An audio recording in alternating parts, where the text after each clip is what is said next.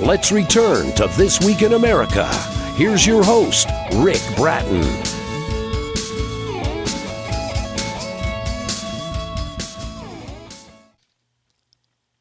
Welcome back, everybody. Coast to Coast, This Week in America. In the highly acclaimed suspense novel, A Twist of Fate from Anita R. Fisk, a young woman escapes the clutches of a human trafficking ring. Fighting against forced drug addiction, memory lapses, and unsavory handlers, Sunny Gardner flees for her life. Her journey home is as exhausting as it is perilous. She trusts no one with her secrets, not even those kind souls who helped her on the way. Always looking over her shoulder, expecting the worst, will Sunny ever find her way home? Well, you'll find out in the book Twist of Fate. Anita Fisk, the author, has enjoyed a lifelong connection to authors and their literature. For nearly 50 years, she has shared her love of language with students, hoping they, too, would discover the power, the love of reading. Her stories are partly drawn from personal experiences and from the stories and experiences of others. She finds creating a diverse collection of characters to tell these stories to be truly satisfying, and satisfying as well for her readers. Anita R. Fisk, author of Twist of Fate, joining us on This Week in America. Anita, welcome to the program. It's great to have you with us.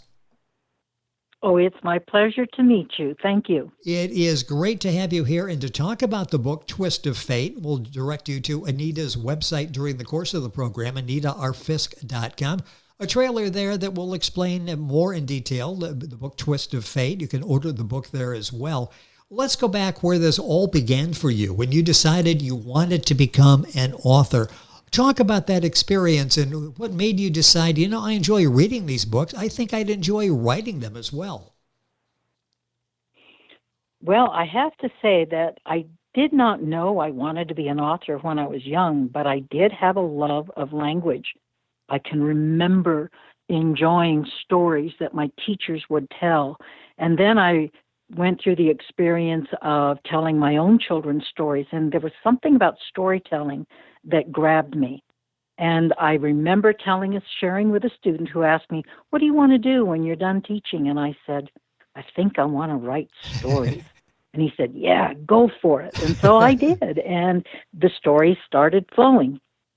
How difficult was that to make that decision? I mean, we sort of joke about it now that, the student throws it out there and you decided, yes, I'm going to do this. But how intimidating was that to I'm actually going to do this? How difficult was it getting started to sit at the computer or the legal pad or however you write your books and actually do that for the first time? Was that intimidating or invigorating? I guess it could be either. Well, I think it was both, because I wasn't sure where I was going with when I put the pencil to the paper. I was truly not sure. I had a character in mind. I had read enough stories in my lifetime to draw from, and I understood the foundation of a short story or a novel. I've taught that for years, and I thought, I can do this. Just follow the mechanics first and let the story create itself. And it did. I was very pleased with the first novel that came out, although I have to say, I think that I wrote that novel for me and not necessarily for a larger audience. Oh, yes. And I learned my lesson. It's part of growing as an author. So my second book, I kept my audience, my readership in mind, and I tried to make the story move faster and have more twists to it so I could capture their imaginations, and it worked. All of the books we're talking about, specifically Twist of Fate by Anita Fisk, available at our website, AnitaRFisk.com. That's F-I-S-K. If you go to our website, thisweekinamerica.us, you can link on directly to Anita's website, get information on the book. Let's talk about where these ideas come from. When you sat there and thought, I'm going to write a book, you needed some ideas and characters, and we'll talk about characters in a second. Where do the ideas come from for your books?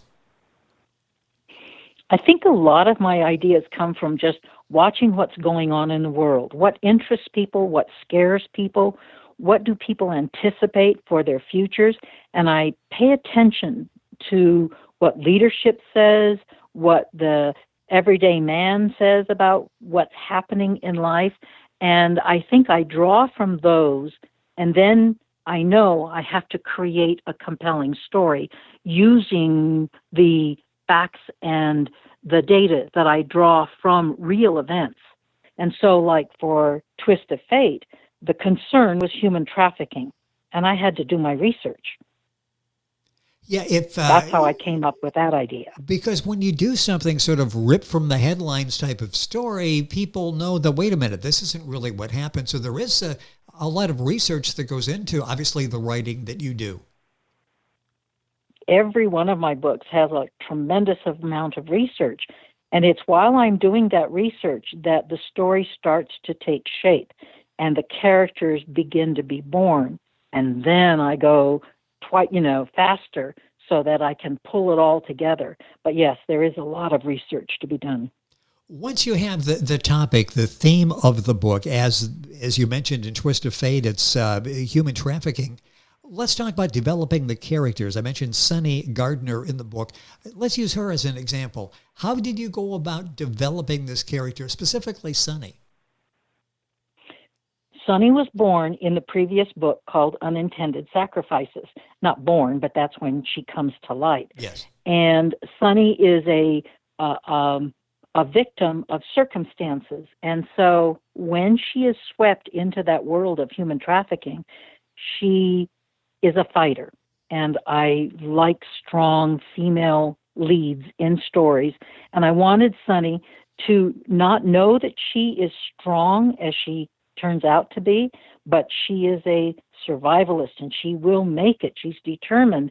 But again, you don't know you're a survivor of anything until you have survived it all. So at the end of the story, she understands what she's been through has been significant, and it will remain a big part of her for the rest of her life. And so Sunny comes to light as a teenager who becomes a victim of circumstances, who struggles for 3 years to take control of her life, and then she does in Twist of Fate. The book's available, of course, wherever books are sold. I'll direct you to Anita's website, AnitaRFisk.com. Information there on Anita, her books, and you can order all of that there as well. I'm always fascinated in talking to authors with the routine that they follow, especially when they're beginning a new book.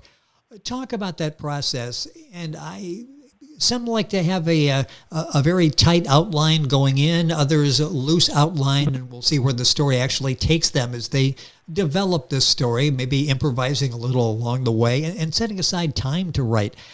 Talk about your writing process. Do you work from an outline, a strict outline, before you even start working on the book?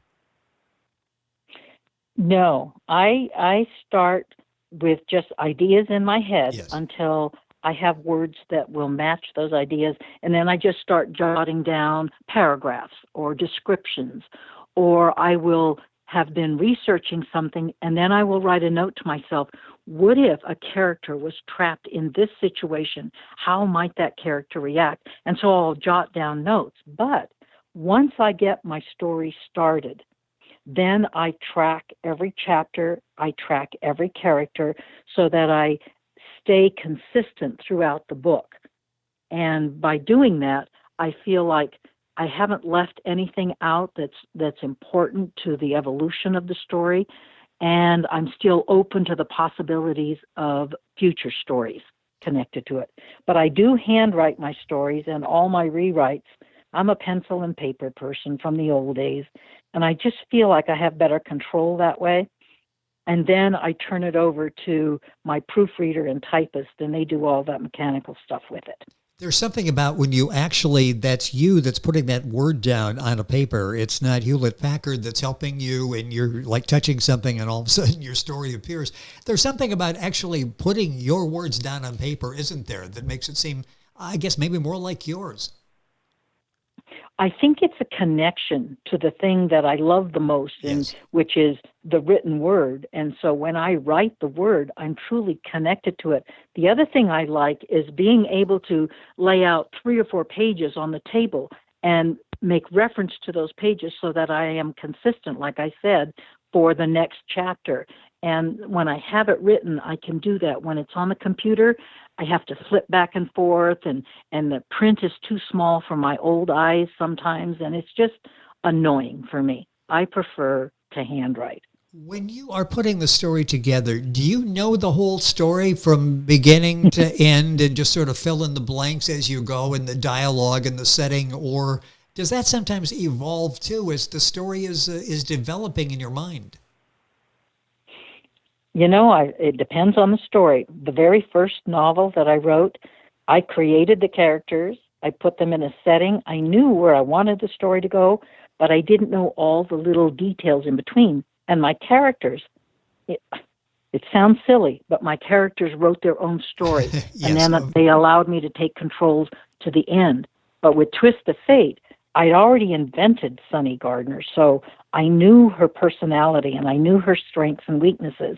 I needed to put her in an environment, and so I knew what I wanted, but it took me 3 years to play it out because I would try something and then I didn't like it. It didn't connect, so I'd try something else. So that story was different. My second story, however, The Unintended Sacrifices, I wrote that in 6 months. It went so fast I scared myself, but it was so good. Were you able to sleep during that period? And I say that because you sometimes talk to authors and they get on a roll, and I'm thinking, how do you shut that off? I mean, when your mind is really clicking, I'd almost think you'd spend a couple of days in front of the pad with a pencil and just keep writing. How difficult is it to walk away when everything just seems to be flowing in the proper manner? It is very difficult. I think the way I can break away is when I've hit a wall. When I have a character in a situation and I'm not sure which way I want it to go, that's when I know I can walk away and think about it for a while. I'm one of those writers who dreams the stories at night. I will fall asleep with Sunny on my mind, let's say, in the semi-truck, trying to evade the truck driver's attention. And I ask myself, okay, now what could possibly happen that might intrigue a reader? And I think about it. I wake up the next day. Sometimes I get up in the middle of the night and have to write. And I hope your writing in the middle of the night is better than mine. I used to put a pad by the bed thinking, okay, as I get these ideas, I'm going to write them down. I looked the next morning and it's like, that's Mandarin. I have no idea what I wrote on the pad during the course of the night. With us on the program, Twist of Fate. I have to get out of bed, because if I did it the way you did it, I would not be able to read my words either. I have to get up and go to my writing table and go to work. See, for me, that was a lot of work, and I was there to sleep, so I would just like, okay, if I can remember it, fine. If not, then it wasn't meant to be. So, but I understand what you're talking about. So you have legible notes when you get up the next morning. Twist of Fate, the book by Anita R. Fisk. Her website is anitarfisk.com. I briefly talk about the settings. We've talked about the storyline you're going to use, the characters. Talk about the setting, because that really sort of fills in the rest of the story and gives us some visuals as we're reading the book. Well, I remember learning a long time ago that Louis L'Amour would walk every inch of geography that he wrote about in his books, and I admired that trait as a writer. I thought, wow. And I wanted to be able to be authentic about the places that I created. So there's a confectionery shop in my books that's in Las Vegas. It doesn't really exist, but I know Las Vegas. I lived there for a while, and I know the streets, I know the feeling, I know the smells, I know the sounds of the city. And so because I knew that much about Las Vegas, I included it in many of my books. I know the mountains, the Cascade Mountains in Oregon, which scare me because there are lots of trees there, and I'm claustrophobic, yes. So I have to do that carefully. But I know that, I know the feelings that it creates. So many of the places in my books, I have been there, but I took the writer's license to create my own businesses, my own addresses, things like that. You are a talented novelist, as you've proven so many times, most recently Twist of Fate. Do you like to write do you consider yourself a novelist, and are there other genres you'd like to try to master? Well, I have a huge collection of poetry that I've been writing probably since high school, and I've had some of my later poems published in poetry collections. I do like poetry a great deal because I'm forced to be very picky about every single word that goes into a poem. But I also like writing short stories. When I was teaching Edgar Allan Poe's short stories, I was amazed at how much information was in just a few pages. And so I tried my hand at it. I've not published any short stories. I'm collecting them as I write them, but I enjoy doing that. The last thing I've been writing, which I find fun, are little kids' books, children's books with pictures. I draw my own pictures and I write my own little books. I've not had any of those yet published, but it's something I enjoy doing to teach vocabulary to small children who are just beginning to read. Fascinating. So what do you So, yeah, I do all kinds of writing. Well, yeah. So with all those options you have out there, what are you working on now? What lies ahead for you as an author? What lies ahead? Oh, I would love to have a huge readership. I would cherish the moment that the reading audience says, one more, just do one more novel on these characters because Yes. we love those characters. I remember feeling that way about J.K. Rowling's Harry Potter series. I loved those stories and I wanted one more novel. And so in the future, I would love to know that my stories are being read and enjoyed by people who read, because as a teacher, I have found that reading is less and less a pastime for my students and for their parents. And so it's kind of disheartening. I have to create stories that would entice them to read. With us on the program, a couple of minutes left. A Twist of Fate by Anita R. Fisk, and that is so true. And it's sort of sad to think that maybe there'll be children up there growing up without that reading books and getting inspiration from the books and the creativity that comes from reading these books. This book is very visual. I mentioned, and you were talking about that, as you captured the sights, the sounds, the smells of Las Vegas, and that comes across in your work. It could be a motion picture. If it were, who do you see in some of the leading roles in the motion picture? Well, I had this discussion again with my high school seniors this last year when they were intrigued about my writing and what I was doing. And I said, I know a lot of actors from the 70s, 80s, 90s. I know the old timers. I did not know the names of a lot of the young actors because my characters are young. And so they started searching with me, and we found a couple of characters. I think that a young actress, she's a model and an actress, named Cara Della Vigni. I think that's her last name. I'm not sure. But yes. She plays Vignette on Carnival Row. She's that little pixie girl on Yes. there. But I saw her in her modeling costume, and she had short, cropped, real whitish blonde hair, and she was very thin and deep, but large, round eyes, and she seems tough as nails. That's who I want to play Sunny Gardner. I was going to say Sunny Gardner. There she is. She was meant to play Sunny. Well, hopefully that happens and this becomes a motion picture. I'm going to take a minute or so here at the end. Writing is one thing. I know you've been working with Reader's Magnet in getting the word out there and figuring out where you were going to go with your books. What's that been like working with them? With Reader's Magnet? Yes. Oh, they have been top-notch.